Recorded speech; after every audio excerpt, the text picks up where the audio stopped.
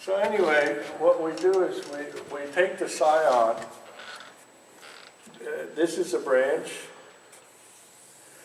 and then we have to attach the scion, which is a piece like this, and it's got the foliage.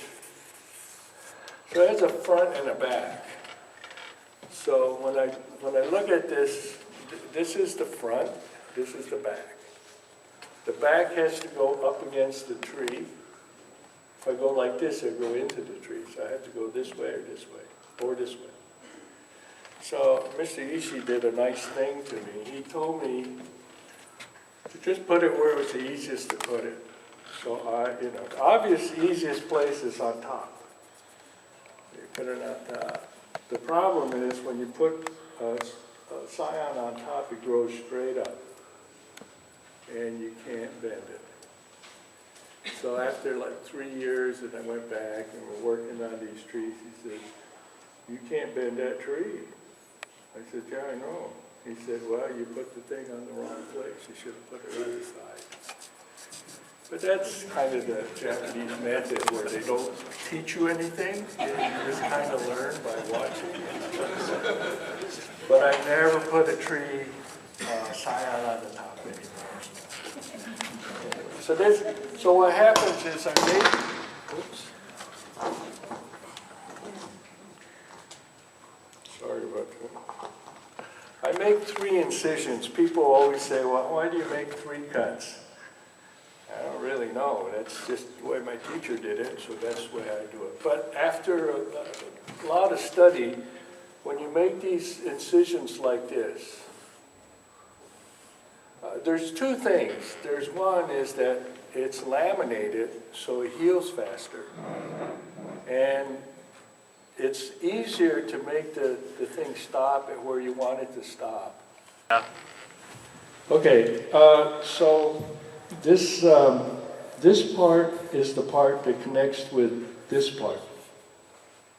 This flap. This is the flap, and this is the flap that's live. So when I cut this in half, I'll show you a section like this. So when I make this cut, it's going to be like that. And then right inside, there's a little thin green line. That's a cambium layer. So when I cut this, and this is a cross section of that, this has to match up with that. That's all grafting. That's all grafting is. Just match those 2 pieces up. I guess it's not that easy to do because a lot of people can't do it, but that's why you don't see a lot of people. Is that if you're going to graft a tree, don't wire it. Because when you start to wire this, you actually break a lot of the cambium inside. And so I don't know where the sap flow is. So you have to have the sap flowing into the scion in order to make it work. The other thing that you have to do is you have to prepare these trees.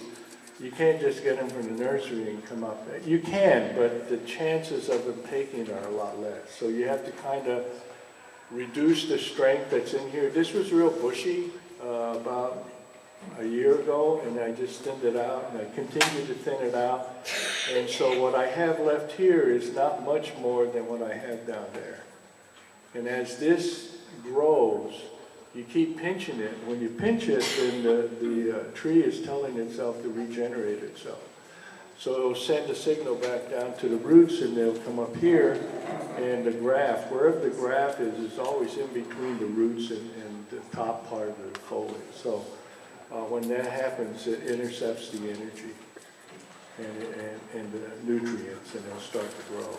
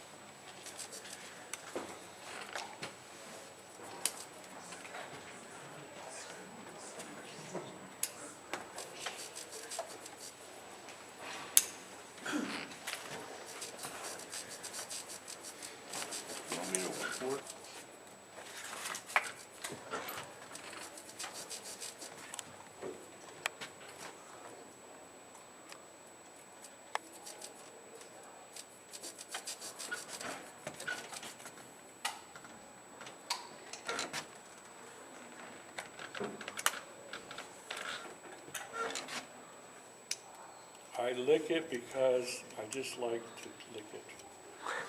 How do you sharpen your knives, Fred? Pardon me? How do you sharpen your knife? With my hands? Sharpen it? Yeah, I have these honing stones here. They're 10,000 grit stones.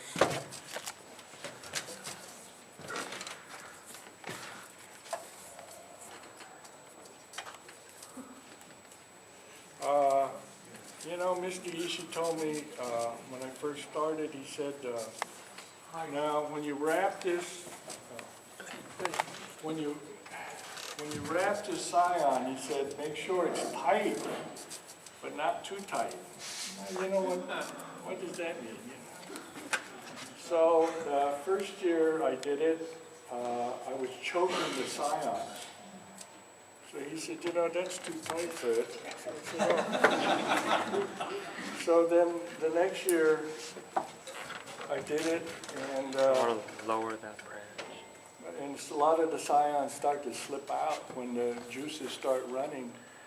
He said, you know, that's too loose. So it took me 3 years to figure out what tight but not too tight is.